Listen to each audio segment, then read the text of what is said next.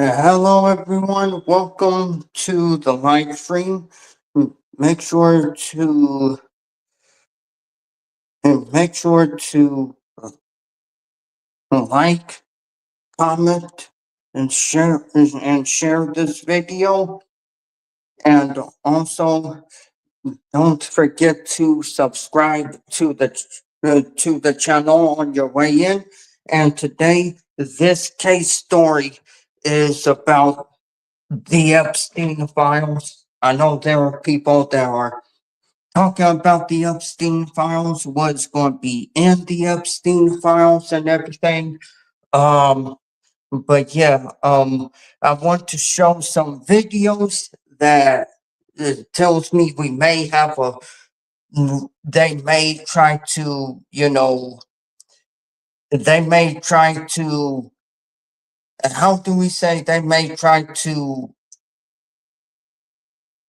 you know, protect the people, that are in the Epstein files or release or try to block the release of names that may be in the files.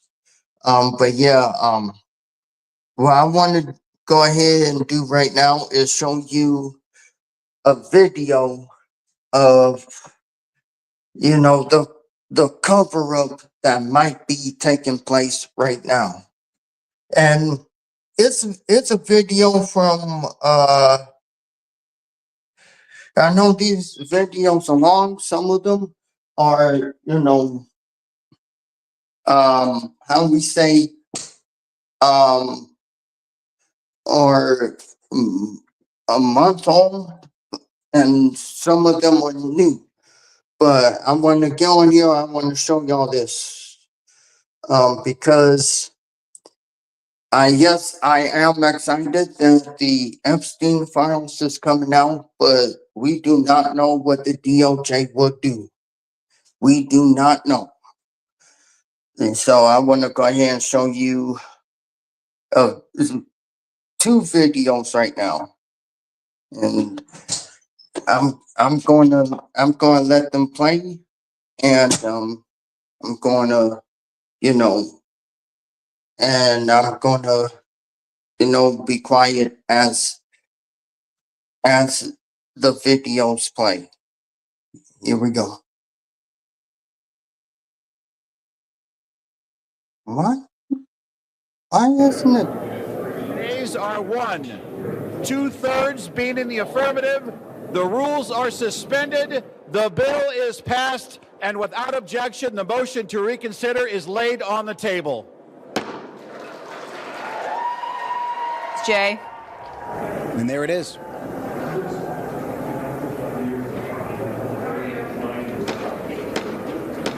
All right, sorry, Jay. I think my mic got cut off. Right at that moment, we got in there right on time. It has passed. Tell us what happens next. Yeah, well, first, Kira, you can hear that applause in the chamber. I can hear it here in the hallway right off the House floor. You saw some of those members look into the gallery there as they were applauding. We know that a number of Epstein survivors were sitting there in the gallery for the duration of the vote, watching this tally come in, something that they had fought for literal years, and then ramped up the pressure in the last few months here on Capitol Hill, coming to the Hill, tearfully recounting their experiences with Jeffrey Epstein, saying how old they were when they met him for the first time. One woman was 14 years old when she said she first encountered Jeffrey Epstein. And so those experiences, ramping up the pressure on lawmakers. They had a press conference more than a month ago, then another this morning. What happens next for this legislation is it now goes over to the Senate, where House Republican leaders have made it clear they want the Senate to rewrite this and add in what they say would be stricter protections for the identities of victims, as well as the identities of any confidential informants performance and things of that nature. It's unclear exactly what the Senate is going to do here. John Thune, the top Republican in that chamber, has really not given an indication one way or the other which way he's leaning. Democrats have said getting the Senate to rewrite this would only be a delay tactic to pause and try to stop this legislation dead in its tracks. What exactly will happen in the Senate is unclear. If the Senate does rewrite this, it would have to go back to the House, where this fight could kick off all over again. If the Senate passes this as is, though, it would go to the president's desk, where the president said as recently as yesterday he would sign this legislation, Kira. And as y'all know, the bill went straight through the Senate without no vote. And thanks to a Democratic senator, and it went straight to the White House. And Donald Trump signed it into law. Now, again, I do not know what's going to be, revealed. I do not know. But yeah, Donald Trump signed it into law. And hopefully all of the Epstein files will be out there in the opening. But yeah, I'm gonna go ahead and I'm gonna play another video. With House lawmakers set to vote this afternoon, President Trump now says he would sign a bill to release the FBI files on sex offender Jeffrey Epstein. Sure, I would. Let the Senate look at it. Let anybody look at it. The House Rules Committee approved a 2/3 supermajority threshold, meaning about 75 Republicans and all Democrats must support the bill to pass it. How many Republicans do you expect to vote for this? I think it'll be a large vote tally. Despite promising during the campaign to release the files, Trump has fought for months to prevent this. The White House last week calling Congresswoman Lauren Boebert to the Situation Room to meet with the Attorney General and FBI Director in an apparent attempt to get her to change her vote on releasing the files. These are friends that I work with. It's okay to have conversations. There was nothing. I felt no pressure. All of this coming after the House Oversight Committee released thousands of documents from Epstein's estate. In one email from 2017, Epstein writing, "I have met some very bad people, none as bad as Trump, not one decent cell in his body. So yes, dangerous." In a 2018 text to an unidentified person, Epstein claiming, "I am the one who was able to take him down." Some Republicans were already preparing to join Democrats and vote to release the files before Trump late Sunday reversed course. The president now telling Republicans to release them, something Trump himself could do at any time without congressional action. It is really horrific, and it's going to shock the conscience of this country, really, what took place. At the National Gallery of Art, Epstein survivors last night projecting images from a public service announcement showing the age they were when they met him. We are tapping into those youngest parts of ourselves and saying we're doing it for that little person that used to exist. And we're doing it for women. Remaining hopeful but skeptical about the president's intentions. Keep your word, please, and release these files. Trump last week directed the Justice Department to investigate Epstein's ties to high-profile Democrats, including former President Bill Clinton. And overnight, Larry Summers, Clinton's former Treasury Secretary and former president of Harvard, whose conversations with Epstein were part of that release, announced he's now stepping back from public life, saying, "I am deeply ashamed of my actions and recognize the pain they have caused." And if the bill to release the files passes the House, it would then move to the Senate, where the timeline is unclear. But even if the bill makes it to the president's desk, critics worry the Justice Department could still redact information, and that's because of the new investigation Trump ordered into Epstein's ties to Democrats. That right there, that last part is what I'm concerned about. That is what I'm really deeply concerned about. But yeah, and the victims, you all probably have seen the ad that the victims put out there, that the Epstein victims put out there. They want justice. They've been wanting justice for a long time. And, you know, and I would say kudos to them, because this has been long overdue. So yeah, kudos to them. And yeah, but the last part, you know, is what I'm worried about, that they may redact some information, and they may redact names. And to me, that's not right. If you sign a bill that says, you know, you're going to release the Epstein files, you have to release all of it, despite an investigation. You have to.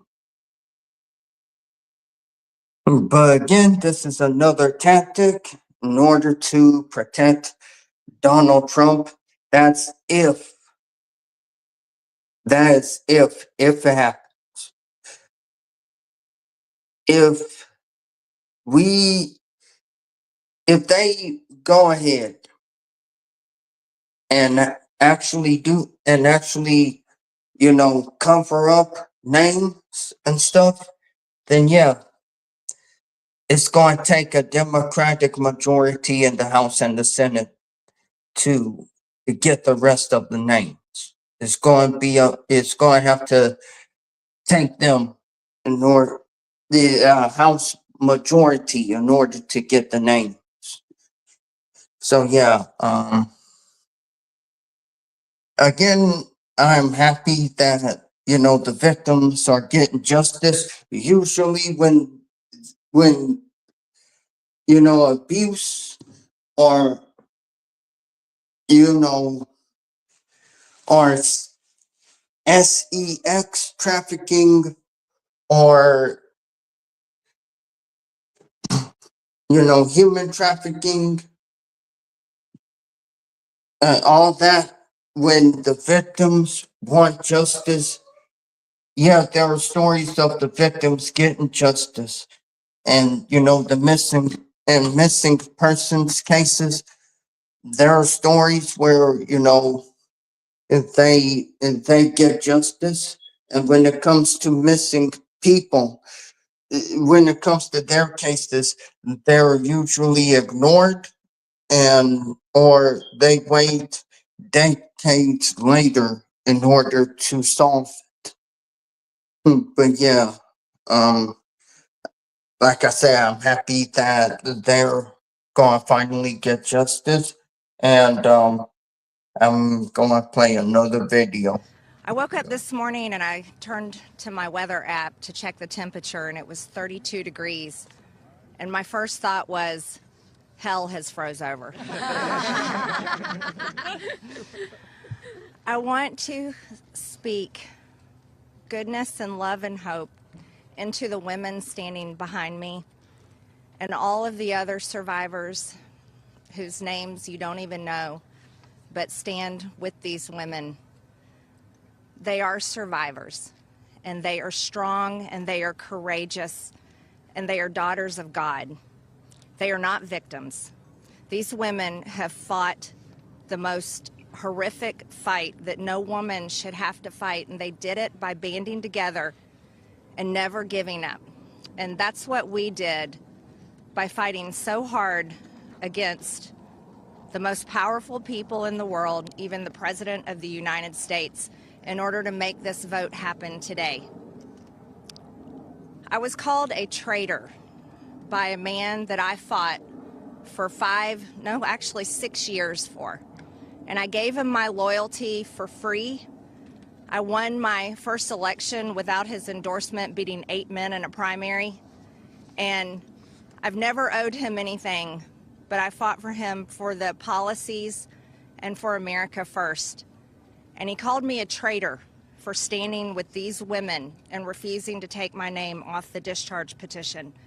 Let me tell you what a traitor is. A traitor is an American that serves foreign countries and themselves. A patriot is an American that serves the United States of America and Americans like the women standing behind me. And I want to tell you that this only became possible today because the American people, whom we serve as representatives here in Congress, demanded that this vote happen, and they put more pressure on every single elected politician in this city than has ever been put on them. And today you are going to see probably a unanimous vote in the House to release the Epstein files, but the fight, the real fight, will happen after that. While I want to see every single name released so that these women don't have to live in fear and intimidation, which is something I've had a small taste of in just the past few days, just a small taste. They've been living it for years. But the real test will be, will the Department of Justice release the files? Or will it all remain tied up in investigations? Will the CIA release the files? Will a judge in New York release the information? That's information that needs to come out. And will the list of names that these women privately hold, and they hold it because of their fear in their heart of what would happen to them if they release it on their own, will that list of names come out? That's the real test. So I want to thank Thomas Massie and Ro Khanna for your bravery in doing something that is much needed in America, crossing the political aisle that has become bigger than the Grand Canyon in America. But these men crossed that aisle on behalf of these women. And that is more of what is needed today in America than ever in our history. Now that was a press conference that happened before the vote even happened, and that was last week. And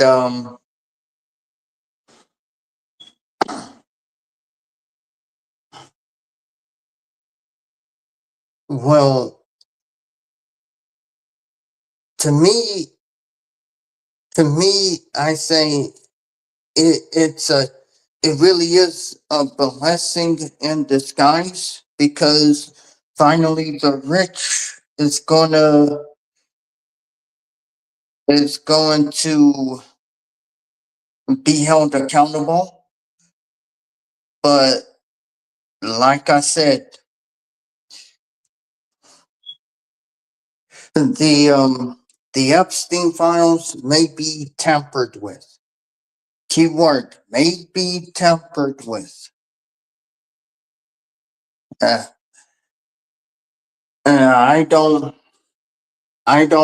know what's going to happen.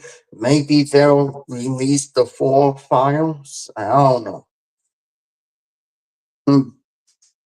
Or, maybe it's going to be what, those who are skeptical about this are saying. Maybe they're going to tamper with it.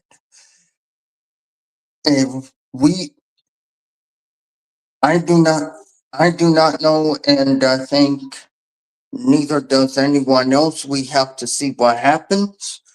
But yeah, I'm gonna go ahead and play another video, and this one is going to be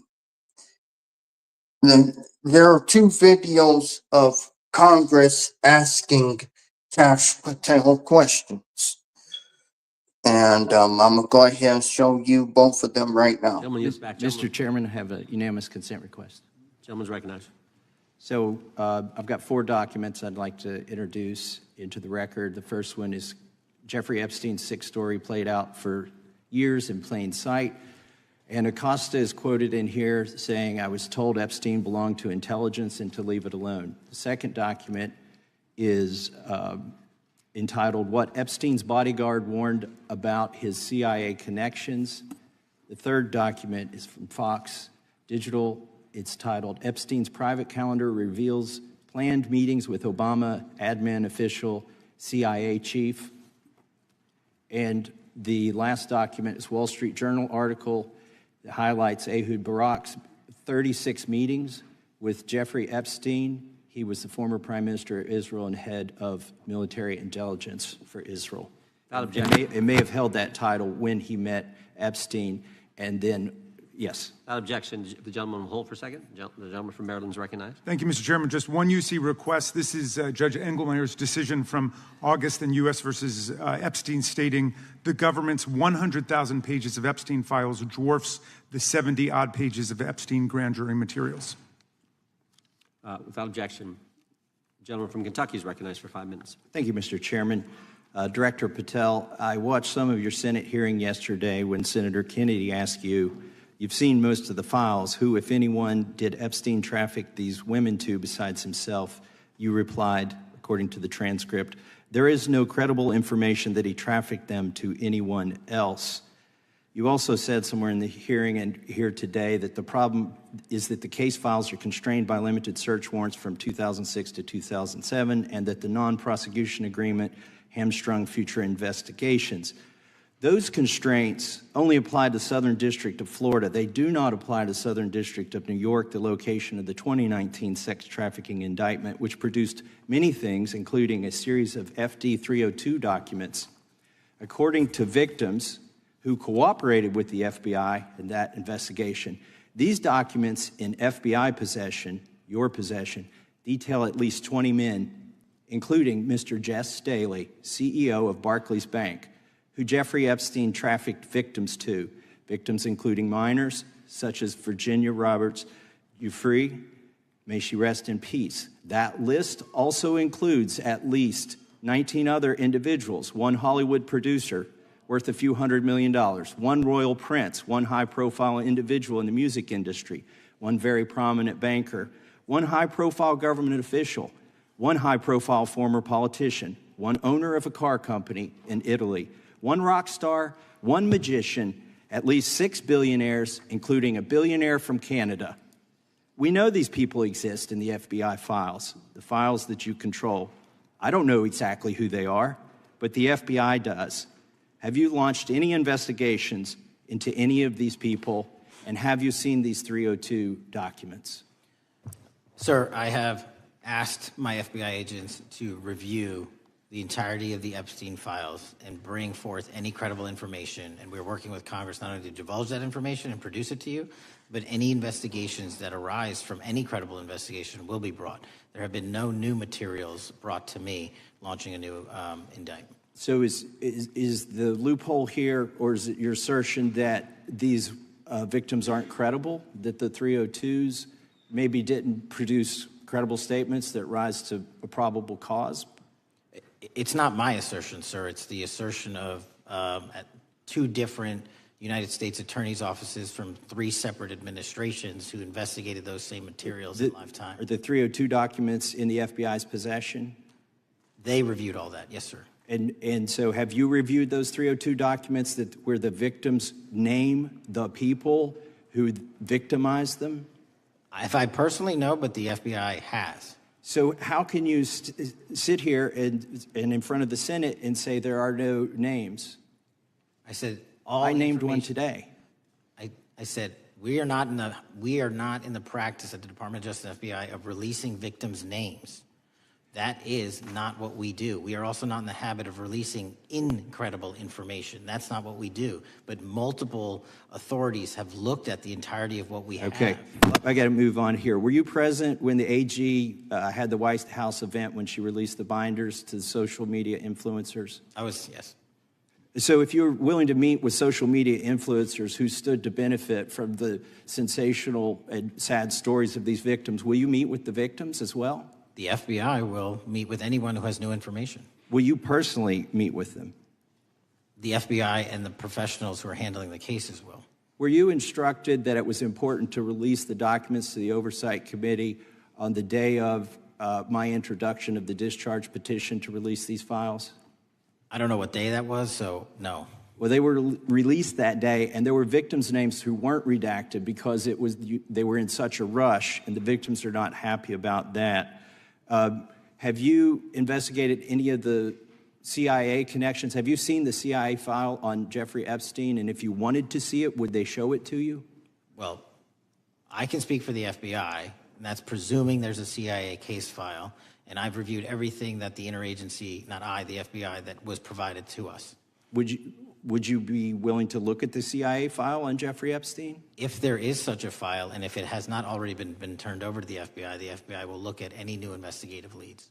Have you made any progress on the pipe bomb investigation January 6th? And have you made any progress on the motive of the Las Vegas shooter? As to the first, it's an ongoing investigation, and we have made progress. As to the second, sir, I'll have to get back to you. All right. Thank you. I yield back. Mr. Chairman, I have a unanimous Gentleman consent yields request. back. Unanimous consent request from the gentleman from New York. I ask unanimous consent to introduce an unsigned memorandum from July 7th, 2025 that says we did not uncover evidence that could predicate an investigation against uncharged third parties with the insignia of the Department of Justice and the FBI. Without objection. And yeah, and that's one of the clips right there. And I'm gonna show you this last one right here. FBI Director Kash Patel faced a congressional oversight hearing today into why the Epstein files have not been released. They concerned the late convicted sex offender Jeffrey Epstein, who ran a sex trafficking ring. One of President Trump's campaign promises was to release the files, which he is now refusing to do. The CBC's Karina Roman is in Washington and joins me now. And so, Karina, what was the FBI Director Kash Patel grilled about in terms of the Epstein files? Well, some Democratic House representatives tried to pick up where their Senate colleagues left off yesterday at the hearing yesterday, the Senate one. They're incredulous at his assertion at the Senate Judiciary Committee hearing that there is no credible information that convicted sex offender Jeffrey Epstein trafficked his victims to others, that somehow he's saying that it was just for Jeffrey Epstein. This despite reports from victims who have given testimony and statements to the FBI with names involved. So Patel was asked over and over, is he saying that these women and underage girls aren't credible? And he wouldn't really answer that question, but have a listen to this exchange. These are women who came to the Hill and testified that they were groomed and raped at the age of 14 and 16 years old, and they called to meet with the president and to meet with the FBI and to have people investigate their claims. Some of them have never testified before. If you are so interested in getting the public to submit any information, why have you not met with them? You said you haven't met with them. Have you met with them? I'll give you one more chance. My job as the FBI director is to invite Is the all answer yes or investigative no leads. to whether or not you met with these women who were sexually abused and raped? In fact, he was also grilled on other avenues of non-investigation. There's reports of billions of dollars in transfers that went to finance Epstein's trafficking. And so Patel was asked why not follow the money. And in addition to being accused of not interviewing the women who are the alleged victims, another Democratic congressman made another suggestion of who they might want to talk to. Have a listen. Author Michael Wolff has conducted numerous interviews of Jeffrey Epstein. I'm going to play for you a video clip of what Michael Wolff said Epstein told him was in the safe and what he showed the author was in this safe. And he came out with photographs. They were Polaroids, I think, and he kind of spread them out like playing cards, and it was Trump. I mean, I think there were a dozen of them, and it was Trump with girls of an uncertain age at Epstein's Palm Beach house, where all of the things that he would ultimately be accused of. Are there any photos showing Donald Trump with girls of an uncertain age? No. How do you know that? Because that information would have been brought to light by multiple administrations and FBI investigators over the course of the last 20 years. Well, you know what? That's just not true, because no one knew about the creepy birthday message that Donald Trump wrote to Jeffrey Epstein until the Wall Street Journal disclosed it, and then all of a sudden, the Epstein estate provides it to Congress. Well, So, Karina, why is this continued focus on the FBI's handling of the Epstein files significant?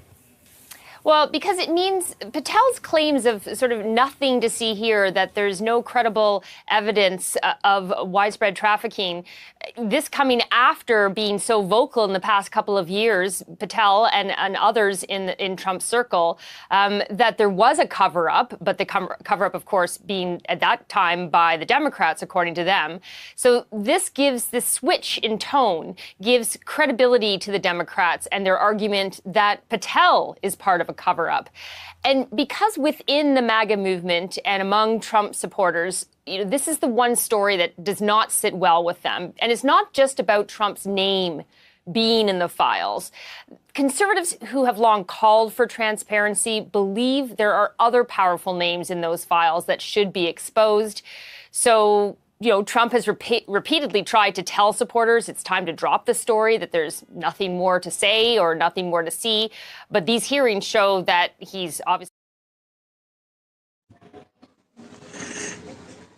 And so as y'all can see, there are questions that need to be answered.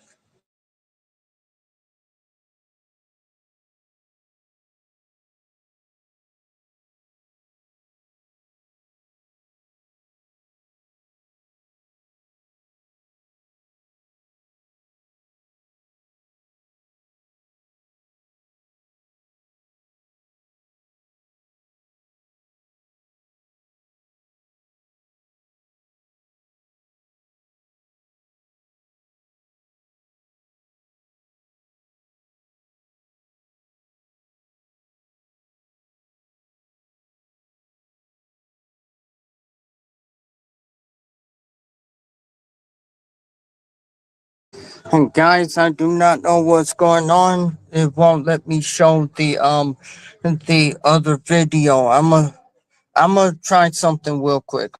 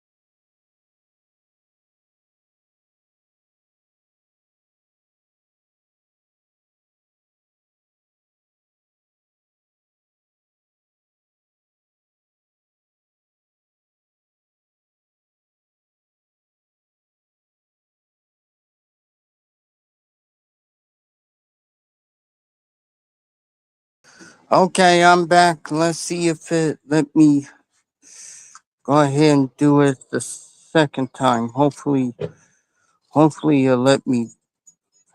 All right. Let's get the Daily Take with Geraldo Rivera, who joins us now on that. That was the question on this. Good to see you, Geraldo.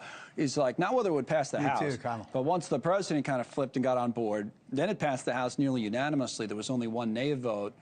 Everyone's, well, will the Senate take it up? And Thune says, yep, the way things are going, let's do it.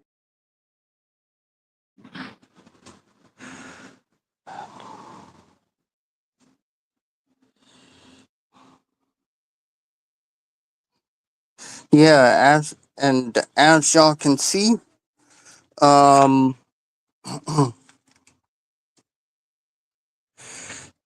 there's that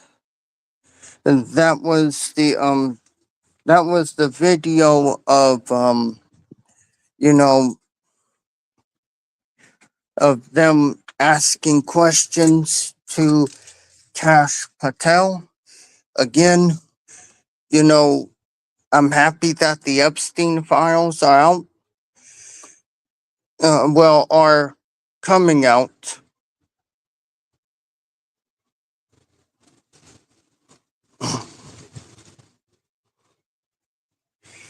And yeah, you saw they were saying that they have and that Michael Wolff has evidence and everything. Yeah, so again, I think this would I still think this would well, in my opinion, we still have to wait and see what happens. And yeah, I'm gonna show one more video and then I'll give my thoughts on what might happen, and I'll give y'all some other news as well. But yeah, like I said, hopefully the Epstein victims will indeed get the justice that they deserve. But like I said, I will play one more video and then I will say my final thoughts, and I will end the live Let's get the stream. Daily Take with Geraldo Rivera, who joins us now on that. That was the question on this. Good to see you, Geraldo. Is like not whether it would pass the House, too, Connell. but once the president kind of flipped and got on board, then it passed the House nearly unanimously. There was only one nay vote. Everyone's, well, will the Senate take it up? And Thune says, yep, the way things are going, let's do it quickly. What do you say? I think a real American hero is Marjorie Taylor Greene. I think it is because of her efforts and the other Republican rebels that the logjam was broken, and suddenly we get this clear path to the revelation everybody's been waiting for these many weeks and months, even years, some would argue. She's withstood a withering attack.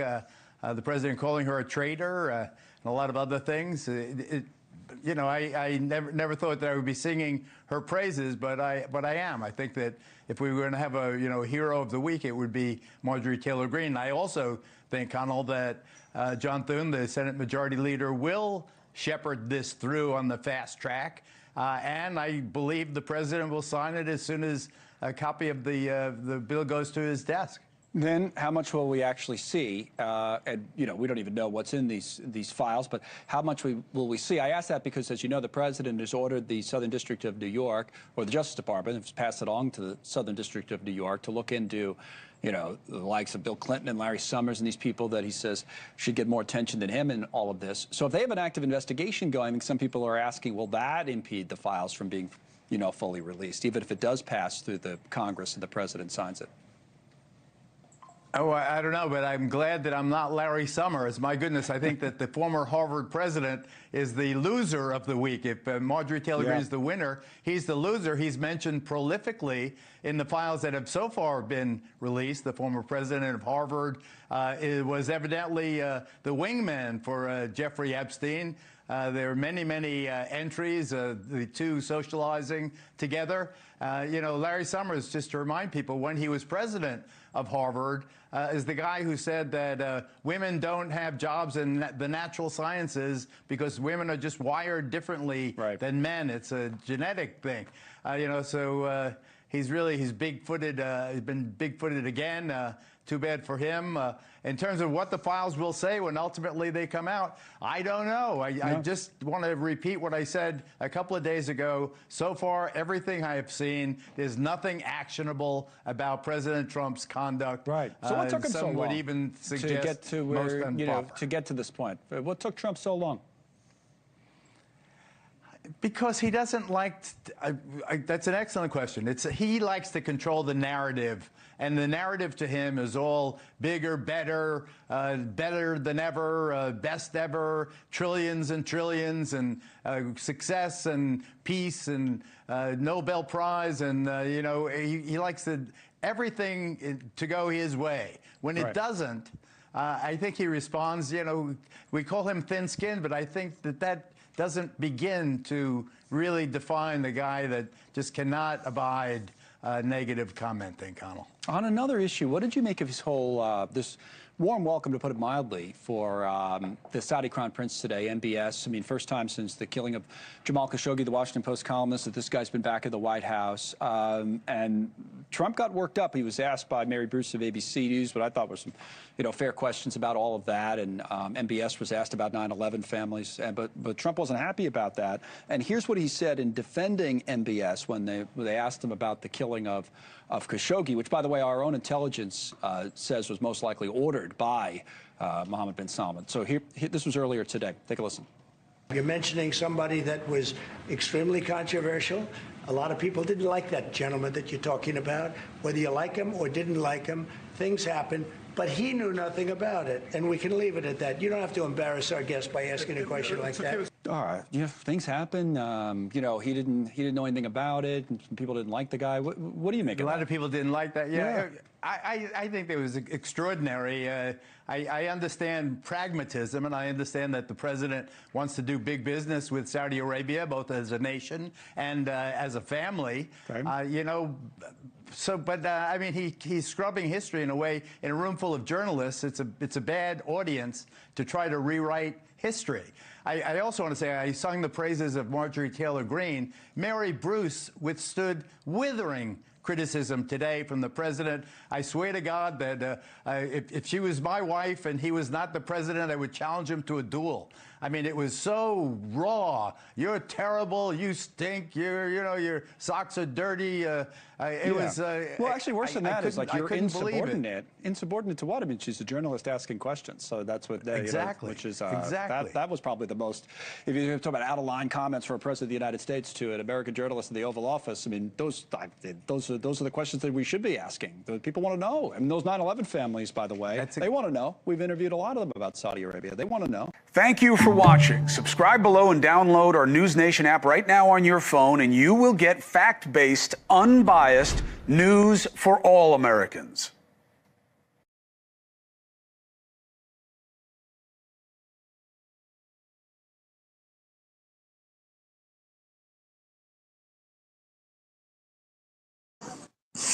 But yeah, that's I think that's about it with the videos. Let me check and make sure that I got to every single one of them. Let's see, we got them. Then we got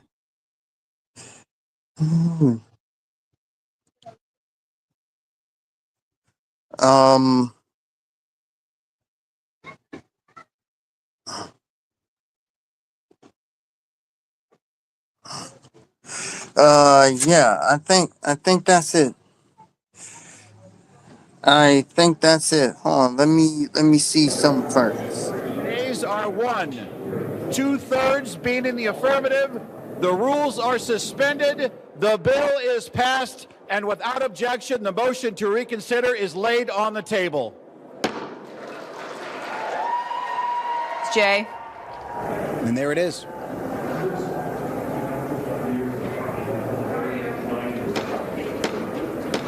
All right, sorry, Jay, I think my mic got cut off. Right at that moment, we got in there right on time. It has passed. Tell us what happens next. Yeah, well, first, Kira, you can hear that applause in the chamber. I can hear it here in the hallway right off the House floor. You saw some of those members look into the gallery there as they were applauding. We know that a number of Epstein survivors were sitting there in the gallery for the duration of the vote, watching this tally come in, something that they had fought for literal years, and then ramped up the pressure in the last few months here on Capitol Hill, coming to the Hill, tearfully recounting their experiences with Jeffrey Epstein, saying how old they were when they met him for the first time. One woman was 14 years old when she said she first encountered Jeffrey Epstein. And so those experiences, ramping up the pressure on lawmakers. They had a press conference more than a month ago, then another this morning. What happens next for this legislation is it now goes over to the Senate, where House Republican leaders have made it clear they want the Senate to rewrite this and add in what they say would be stricter protections for the identities of victims, as well as the identities of any confidential informants informants and things of that nature. It's unclear exactly what the Senate is going to do here. John Thune, the top Republican in that chamber, has really not given an indication one way or the other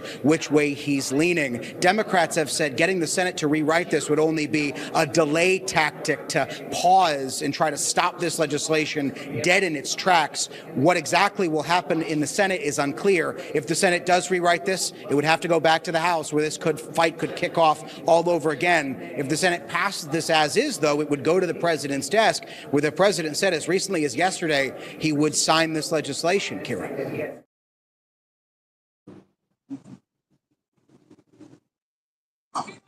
But yeah, that is it. That is it. I want to go ahead and say this. It was wrong. It was wrong for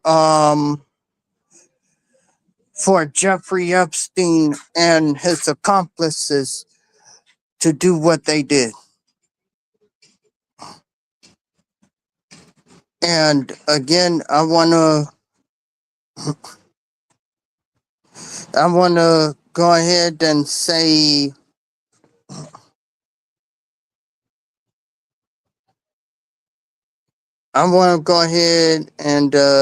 say this. There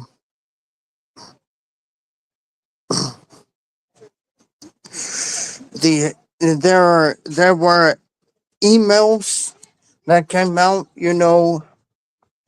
and Donald Trump, it was in those emails along with other people, so I'm hopefully, and I'm saying hopefully, we'll get the entire Epstein files.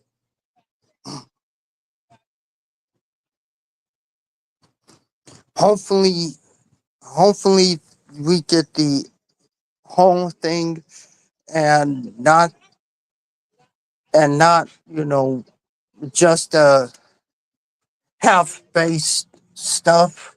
Hopefully we'll get all of the files. And yeah. So yeah, that and with that, I would say kudos to the Epstein victims, kudos to the Democrats and the rogue Republicans that wanted the files to be released. And again, I want to go ahead and say kudos to Congressman Thomas Massie. I thought I would never say that in my lifetime. And also the three other Republicans that joined in the effort. As you all may know, Marjorie Taylor Greene is going to resign on January 5th of next year. And in my opinion, I think the House of Cards is crumbling, and sooner or later,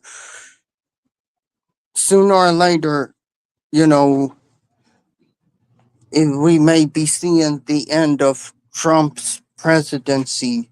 We will not know until after the 2026 midterms. Maybe we'll know by then. But yeah, we're seeing, snippets of, what might be the end of the Trump presidency. Now, if the files are redacted, as people are saying it will be, and then all of a sudden there's a Democratic majority in both houses, yeah, they will, they will legitimately want the Epstein files to to be released, and they will want the release of all of the Epstein files. But yeah, I want to thank y'all for coming to this live stream. Make sure, make sure to like, comment, share this live stream, and also subscribe to the channel. And make sure you're notified whenever I have live streams such as this, or whenever I drop a video. And yeah, and also my last live stream for this year will be Monday, December 8th, and I will be back doing live streams again on, well, I will be doing a New Year's Day live stream. So I'll be live streaming on New Year's Day. But yeah, I want to say, oh, and I will be back late. I will be live streaming later on tonight at 9:30. It will be the women's panel, and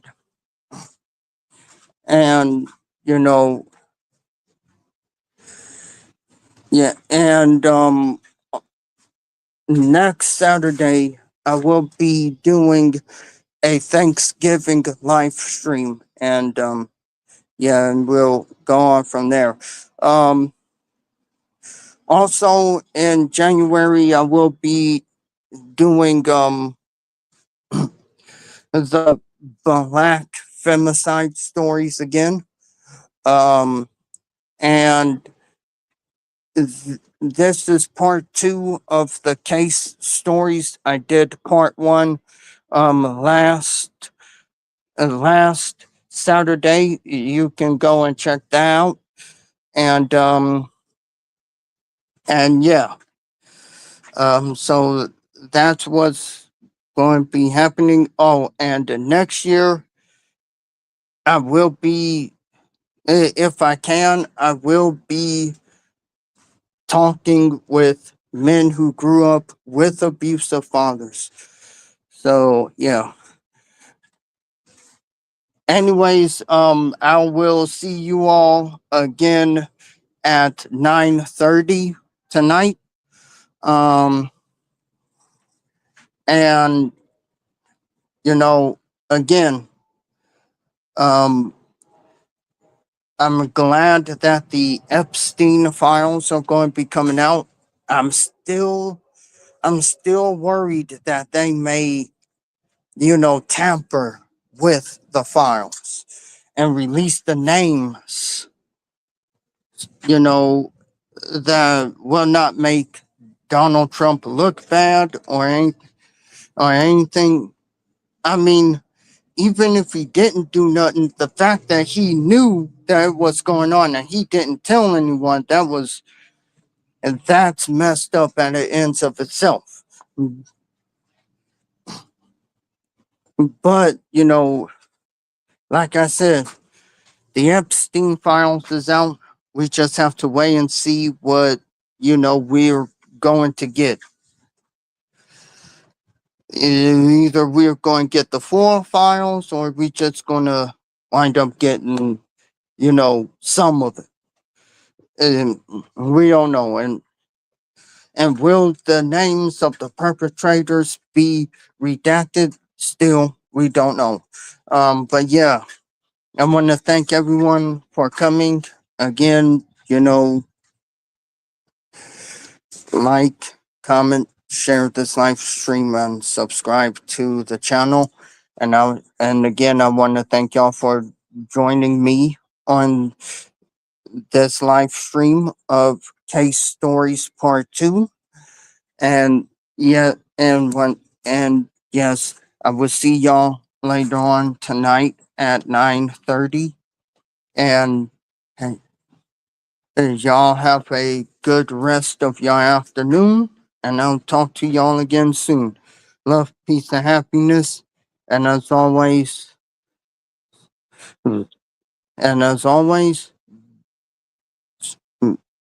protect your loved ones and make sure to call them to see if they're okay. I love you guys. Peace.